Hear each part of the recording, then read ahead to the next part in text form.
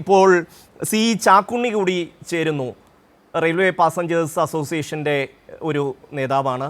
അങ്ങയ്ക്ക് ഈ ചർച്ച കേട്ട് കഴിഞ്ഞപ്പോൾ അങ്ങയുടെ ഒരു സ്വതന്ത്രമായ ഒരു അഭിപ്രായം ഇക്കാര്യത്തിൽ? നമ്മുടെ ആൾക്കാർ ഭയങ്കരമായിട്ട് ബുദ്ധിമുട്ടുന്നുണ്ട്.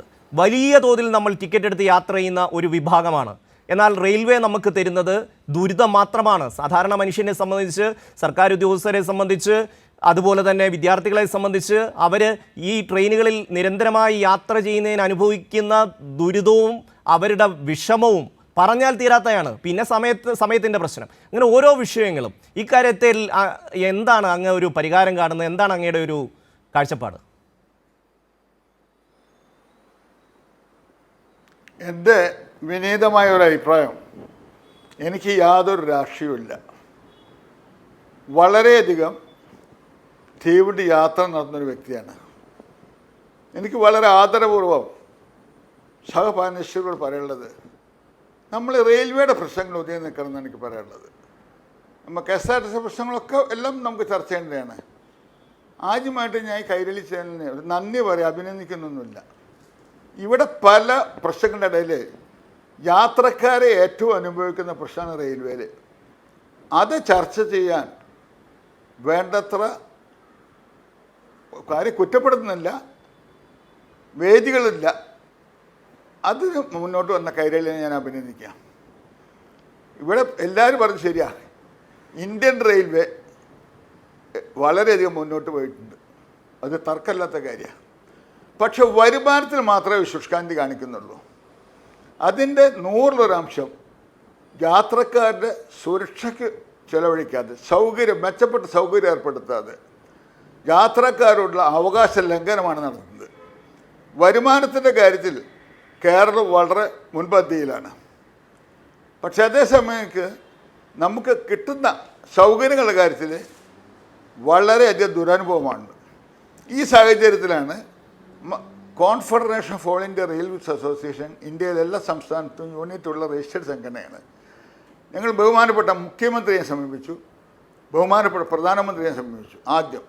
അതായത് സമീപിക്കാനുള്ള കാരണം, സ്റ്റേഷൻ മാസ്റ്റർ മുതൽ DRM, zonal railway manager, railway board chairman, railway മന്ത്രി എല്ലാവരും ബന്ധപ്പെട്ടിട്ട് വേണ്ടത്ര പരിഹാരം കാണാത്ത ഒരു അവസാന കഴിയുന്ന നിലയ്ക്കാണ് ബഹുമാനപ്പെട്ട മുഖ്യമന്ത്രിയെയും പ്രധാനമന്ത്രിയെയും സമീപിച്ചത്.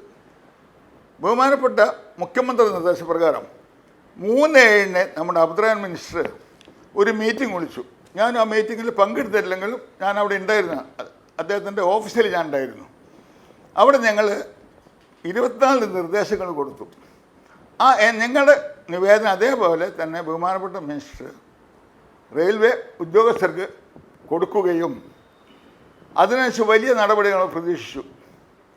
അതോടൊപ്പം ബഹുമാനപ്പെട്ട പ്രധാനമന്ത്രിയുടെ ഓഫീസിൽ നിന്ന് എന്നെ അതിശയിപ്പിക്കുന്ന ഒരു കാര്യം ഉണ്ടായത്, എല്ലാ റെയിൽവേ മാനേജർമാർക്കും ഈ പ്രശ്നം പരിശോധിച്ച് നടപടിക്കാൻ വേണ്ടിയിട്ട് പബ്ലിക് റിഡ്രസ് സെല്ലിൽ നിന്നുള്ള ഒരു മറുപടി എനിക്ക് ലഭിച്ചു.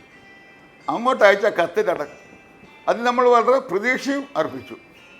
അതിലെല്ലാം ഉപരിയായിട്ട് ബഹുമാനപ്പെട്ട പ്രധാനമന്ത്രി ഓഫീസിൽ നിന്ന് കൂടുതൽ ഡീറ്റെയിൽസ് അദ്ദേഹത്തെ സെക്രട്ടറി അവിടുത്തെ ഓഫീസ് വിളിച്ചന്വേഷിക്കുകയും വിശദമായി പറയുകയും ചെയ്തു. അതിൽ ഗുണം ലഭിച്ചിട്ടില്ല എന്ന് ഞാൻ പറയുന്നില്ല, ഓരോ കമ്പാർട്ട്മെൻറ്റൊക്കെ കൂട്ടിയിട്ടുണ്ട്. ഇവിടെ സ്പെഷ്യൽ ട്രെയിൻ അനുവദിച്ചെ പറ്റി നമ്മുടെ സഹപാനലിസ്റ്റ് പറഞ്ഞു. എന്താണ് സാർ ഈ സ്പെഷ്യൽ ട്രെയിൻ അനുവദിച്ചത്? യാത്രക്കാർ 3 മാസം മുമ്പ് ബുക്ക് ചെയ്ത് അവസാനം കഴിയുന്നവർക്ക് ബസ്സിന് വലിയ ടിക്കറ്റ് എടുത്തിട്ട് ഉത്രാടനാളിലാണ് സ്പെഷ്യൽ ട്രെയിൻ ഡിക്ലെയർ ചെയ്യുന്നത്. അത് നേരത്തെ പ്രഖ്യാപിച്ചെങ്കിൽ ഈ പകൽ കൊള്ള നടക്കില്ലായിരുന്നു. വന്ദേ ഭാരത് ഞാൻ ചെറുതാക്കിയാണെന്ന് ഞാൻ വലുതാക്കി തന്നെ കാണുന്നത്. കേരളത്തിലെ ഈ റോഡ് ഗതാഗതം വളരെ ദുഷ്കരമാണ്, പ്രത്യേകിച്ച് നാഷണൽ ഹൈവേയുടെയൊക്കെ പണിയുണ്ട്. 4 വിമാനത്താവളങ്ങൾ തമ്മിൽ ബന്ധിപ്പിച്ച് മംഗലം വന്ദേ ഭാരത് വളരെയധികം ഗുണകരമായൊരു കാര്യമാണ്. അപ്പം അതിൽ നമ്മളൊന്ന് മനസ്സിലാക്കേണ്ടത്, ഈ വന്ദേ ഭാരതിൻ്റെ കന്നി യാത്രയിൽ പങ്കെടുത്തൊരു വ്യക്തിയാണ് ഞാൻ. അത് 200% ബുക്കിങ്ങാണ്. പിന്നീട് നമുക്ക് രണ്ടാമതൊരു വന്ദേ ഭാരത് ലഭിച്ചു, വളരെ സാഹുതാറാണ്. അതിൽ 8 കമ്പാർട്ട്മെൻ്റ് ഉള്ളൂ. എന്തുകൊണ്ടത് 16 കമ്പാർട്ട്മെൻ്റ് ആക്കിയില്ല? കൊല്ലത്ത് എൻ്റെ അറിവ് ശരിയാണ്, 3 മാസം ഒരു റേക്ക് 16 ഒരു റേക്കായിട്ട് വെറുതെ കിടന്നു. അപ്പോൾ ഇതിലെല്ലാം വേണ്ടത്ര മുന്നേറ്റം നടക്കിയില്ല. ഇന്ത്യൻ റെയിൽവേ മുന്നോട്ട് പോയിട്ടില്ല എന്ന് ഞാൻ പറയുന്നില്ല.